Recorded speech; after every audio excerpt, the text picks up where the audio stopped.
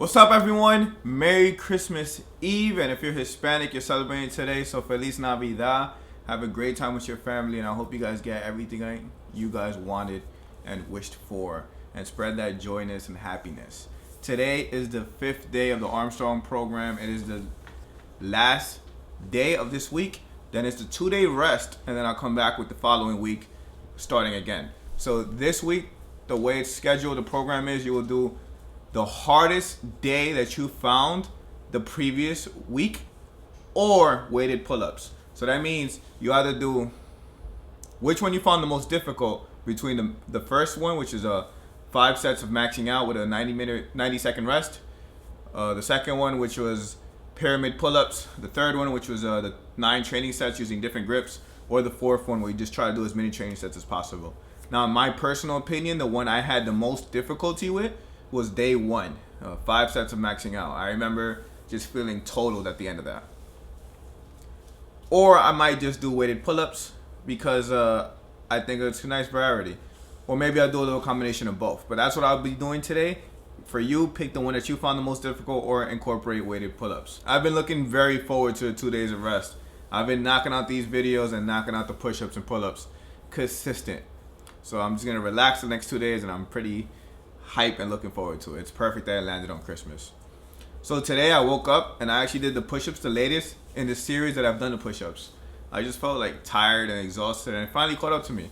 Surprisingly, I'm not sore in my back or my biceps, but I am sore in my chest and my shoulders. The push-ups really were getting to me. My first set I did 41, which is equivalent to the max I did the first video of this series. So it goes to show you that you cool, Ruby? So it goes to show you that your body starts to adapt. So I did the highest number on day 1. It went down drastically the next day. Then it started slowly raising, and now I'm at the very same point of where I started with the 41 push-ups. So that was an interesting observation. I woke up carrying over last night's pump, so I did another little flex video in the morning. Now this one's different than the previous ones because I have not worked out at this point. So this is me just straight out of bed. I had a cup of apple cider vinegar and lemon and water mixed up. But I haven't had food, and I haven't done the push-ups yet because I did the push-ups the latest I ever did today.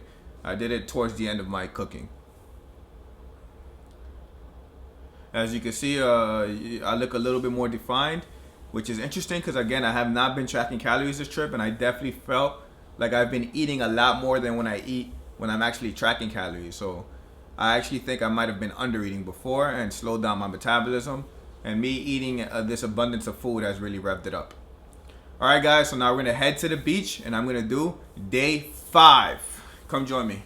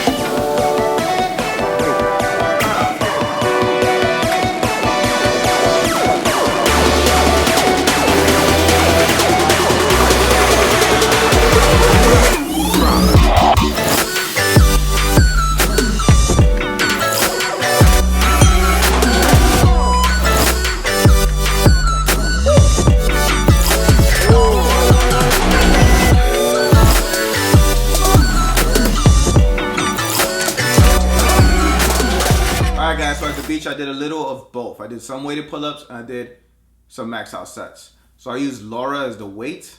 I definitely went into that overconfident, so I got 1.5 reps in. And then after that, I started doing some max reps. But the problem with the max reps, it was heavily compromised because I got into freestyle. I went to Venice Beach. You guys ever been there? They have a bouncy bar. And they had a crew of guys just really jamming it out. So in between my pull-ups, I was freestyling and trying different stuff. And it was a really cool feeling, you know, to try something that I haven't been doing in a while. Because in New York it's cold. I haven't been on freestyle just because of my shoulder injury, and then kind of when I started feeling better, it was already cold. And when it's really cold, it's not motivating to try to practice these dynamic skills. And usually during the winter, I go into more reps and static holds. So to be able to practice today with all these new people I got to meet, and it was like really energetic. It was really cool, and it was dope. So I didn't want to miss any opportunity. So I got to trade back and forth with them, and as well as get some max pull-ups. But I didn't document the numbers just because it was so heavily compromised. It would have not been accurate to even report it. It was not nowhere near my max. But yeah, so that was my training day basically. So now the next 2 days is rest days, and then I come back to start the program again with day 1, which is, if you guys seen the video, it's 5 sets of max out reps with 90-second rest. I think with the 2 days rest, it'll give you a good show of how far I'm gonna go. So if you guys have a prediction on how much I'm gonna do. So remember last time I did 23, but that was blamed on jet lag, and the next day I did 25. So we're gonna use the number as 25. Do you think I'm gonna go over 25? Do you think I'm gonna stay at 25? Or do you think I'm gonna do worse? I'm a little concerned because the 2 days rest, in my opinion, is usually too much for me. Usually I do, if I have a competition or something serious going on, I have what's called like a deload. So I'll do my workout and I'll do like 50% of it. That way it keeps your body awake. I remember when I used to train for competitions, taking 2 or 3 days rest, I would come back rusty the day of. So I started incorporating maybe some rest and then a deload the day or two before, where I'll come in and work out. That way I feel warm and more lucid. And that's what I would suggest if you're an athlete gearing up for a competition. Don't come in off a long rest expecting to be at your best. It sounds like it would work, but actually your body becomes used to resting, if that makes sense. A lot of athletes use this method to peak. That's what it's called, to be at the top of your performance, is to peak. Usually they'll have a deload week before peaking, which it doesn't mean rest. It means cutting down your workout to 50% of what you normally do, whether that be through reps or through weight. Or different people have different methods for deload, but this is something I do. I take my time duration of the workout and I cut it in half, and I make sure I feel less of my, let's say, energy bar than normal. So yeah, I don't think this is the optimal way to test my max pull-ups, but I'm going to follow the program as structured, and hopefully it proves me wrong, and I'm able to do 26 and up. All right, guys, so the series airs 1 day behind. So as you guys watch this, it's Christmas. For me, it's Christmas Eve. I want to tell you guys to have happy holidays and Merry Christmas, and really spend time with your family. And another thing that's very important and not mentioned enough in fitness is enjoy yourself. You live life. You gotta live it. You gotta live life. You gotta enjoy it. Once I'm done with this video, I'm gonna go eat some pizza and some ice cream because it's the holidays and I feel like eating it. Living life on this very disciplined and monk style, feeling deprived your whole life is just wrong, and it's not healthy mentally. So there's so many aspects of health. To just look at the way you look and determine someone's health is not correct. It's not accurate, especially with all these standards that are being portrayed through social media.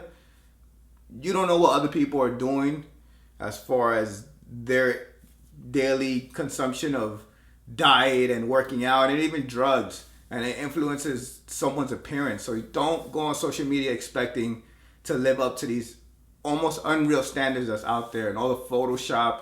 Really don't deprive yourself to the point where you're sad. Enjoy your life and have fun, and keep health at a very general aspect as far as the way you feel, the way you're able to move through life, the way your blood tests show the vitamins and minerals and what you could be at risk for, and worry about general health and be happy and really, really enjoy your time here on earth. Happy holidays and Merry Christmas. See you guys in 3 days.